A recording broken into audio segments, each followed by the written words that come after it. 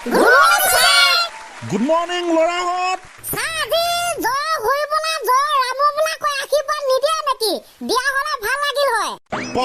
তাৰমানে তহঁতি চলহে পালি, আশীৰ্বাদ দিবই লাগে মানে। ঠিক আছে, আমাৰ দৰ্শক ৰাইজে বা এতিয়া ভাল পাইছে নাই?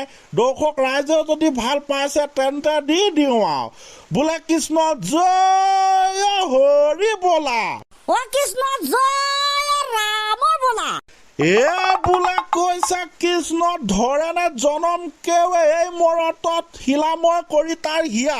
গাহৰি মাংস মাছ ইত্যাদি খাবলৈ পাবা পাতিলে মানুহে বিয়া। বৰষুণৰ বতৰত মইনা নুঠে মটৰত, তগৰ ফুলে শৰতত। আৰু কৈছে বোলে কৃষ্ণ প্ৰভু ভগৱন্ত ছিঙিলে চেণ্ডেলৰ ফিটা, ছিঙাৰ পাছত চেণ্ডেলযোৰ হৈ পৰে কাম নাইকিয়া। কোৱাই কব নোকোৱাই নকব, ভোক লাগিলে ভাত খাবই লাগিব, নহলে কিন্তু নহব, ভোকত মৰিব লাগিব। ইয়াকে কয় কৃষ্ণ জয় হৰি বলা, জয় ৰাম বলা, কৃষ্ণ কৃষ্ণ কৃষ্ণ।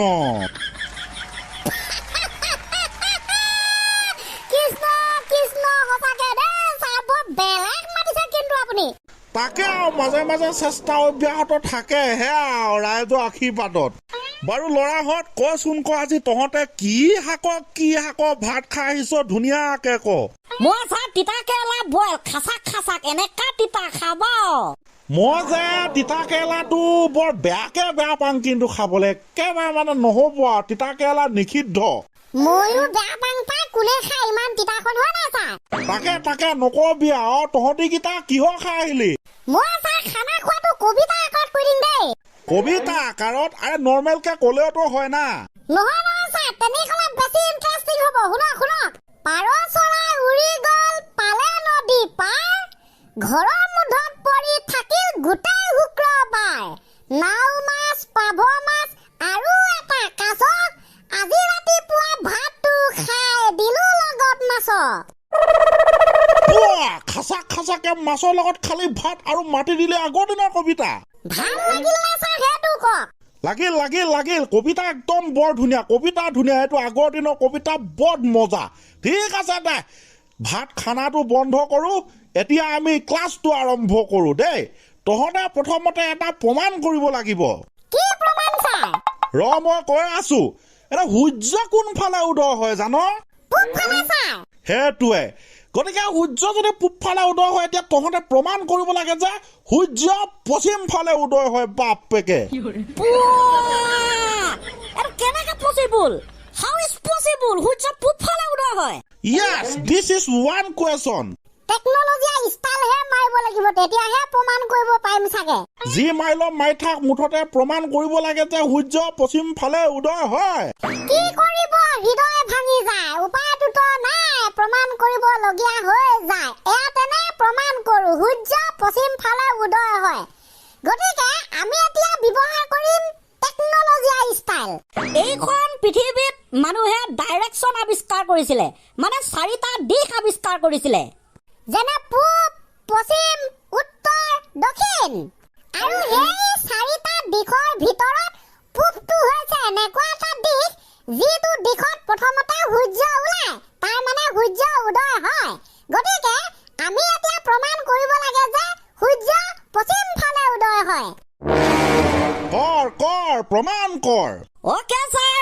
গতিকে যদি আমি ধৰি লওঁ দিশকেইটা উল্টা পাল্টা কৰি দিয়া যাওক, ধৰক পূব দিশটোৰ নাম ৰাখি দিয়া যাওক পশ্চিম দিশ, আৰু পশ্চিম দিশটোৰ নাম ৰাখি দিয়া যাওক পূব দিশ। যদিহে এইটো কৰি দিয়া হয়, তেন্তে পূব দিশটোৰ নাম হৈ যাব পশ্চিম দিশ, আৰু সেইফালেদি ওলাই যাব সূৰ্য, তাৰ মানে পশ্চিম দিশেদি নহ'ল নে সূৰ্য উদয়? সেইটো হিচাপৰ পৰা চাব গ'লেতো হ'ব। গতিকে প্ৰমাণ কৰা হ'ল যে টেকনলজি ষ্টাইলত সূৰ্য পশ্চিম ফালে উদয় হয়। ৰাম, এইটো নহ'ব নহয়। কেনেকে হ'ব? পূবটো কেনেকে পশ্চিম কৰিব পাৰিবি? ছাৰ, আপুনি বুজা নাই। পূব দিশ, পশ্চিম দিশ, উত্তৰ দিশ, দক্ষিণ দিশ মানুহে বনাইছিলে। ইচ্ছা কৰিলে সেই দিশকেইটাক মানুহে সলনি কৰি দিব পাৰে নামকেইটা, আৰু আমি ধৰিহে লৈছো। ধৰি লং বুলি আগত লিখি দিলে যি হ'লেও ধৰি ল'ব পাৰে। গতিকে প্ৰমাণ কৰা হৈ গ'ল।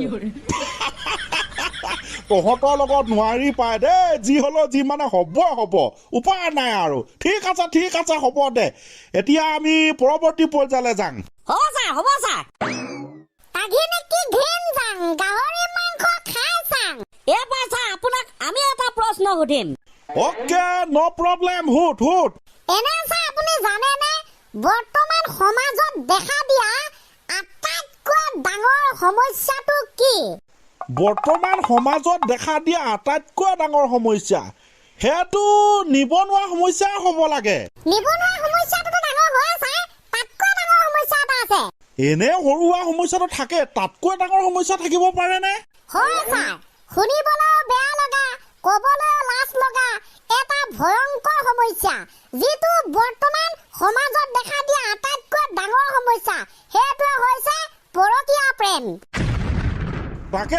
তাকে এইটো কিন্তু সঁচাকে চাবলৈ গ'লে বহুত ডাঙৰ সমস্যা অসমত এনেকুৱাকে বাঢ়ি গৈছে এই পৰকীয়া প্ৰেম সমস্যাটো যিটো মানে কি কম মানে ক'বলৈ ভাষা নাই আমি আজি নিউজ খুলিলেই ফেচবুক খুলিলেই গম পাওঁ আমুকত পৰকীয়া প্ৰেমৰ কাৰণে আমুক মৃত্যু হ'ল আমুকত পৰকীয়া প্ৰেমৰ কাৰণে কোনোবা পলাই গ'ল কাৰোবাৰ সংসাৰ ধ্বংস হ'ল কাৰোবাৰ জীৱন ধ্বংস হ'ল আজি ইমানে বাঢ়ি গৈছে যেন এইটো হৈছে এটা ভাইৰাছ যিটো ভাইৰাছ কৰোনা ভাইৰাছতকৈ ভয়ংকৰ কৰোনা ভাইৰাছতো এতিয়া ভেকচিন ওলাই গ'ল চিকিৎসা ওলাই গ'ল কিন্তু এই পৰকীয়া প্ৰেম ভাইৰাছৰ কোনো চিকিৎসা নাই আৰু তাৰ চিকিৎসা কোনোদিন হয়তো নোলাব আজি পৰকীয়া প্ৰেমৰ বাবে কিমানৰ জীৱন ধ্বংস হ'ল কিমানৰ সংসাৰ ভাঙি গ'ল কিমান ল'ৰা ছোৱালীৰ জীৱন ধ্বংস হ'ল সেইবোৰ নিজে এবাৰ ভাবি চোৱা উচিত কুসংস্কাৰ অন্ধবিশ্বাস যেনেকৈ সমাজৰ ব্যাধি ঠিক তেনেকৈ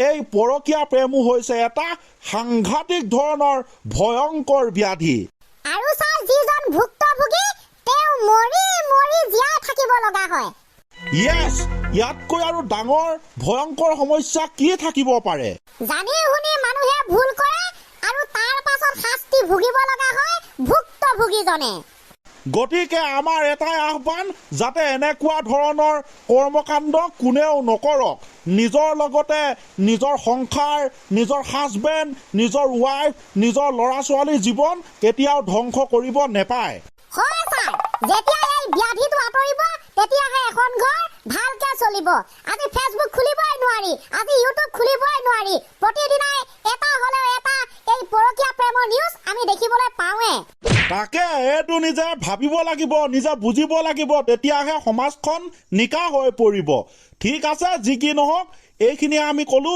কিবা যদি ভুল ভ্ৰান্তি হৈ যায় শুধৰাই দিব ইয়াকে কৈ আজি আমাৰ সৰু খণ্ডটি সামৰণি মাৰো